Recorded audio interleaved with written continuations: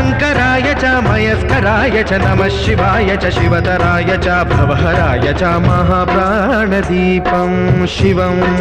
शिवं भजे मञ्जुनाथं शिवं शिवं अद्वैतभास्करम् अर्धनारीश्वरं त्रिदशहृदयङ्गमं चतुर्दधिसङ्गमं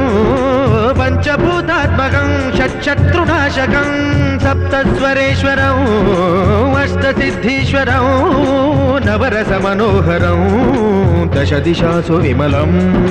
मेकादशोज्ज्वलं मेकनाथेश्वरं प्रस्तुतिवशङ्करं प्रणतजनकिङ्करं दुर्जनभयङ्करं सज्जनशुभङ्करं प्राणिभवतारकं प्रकृतिहितकारकं भुवनभव्यभवनायकं भाग्यात्मकं रक्षकम् ईशं सुरेशम्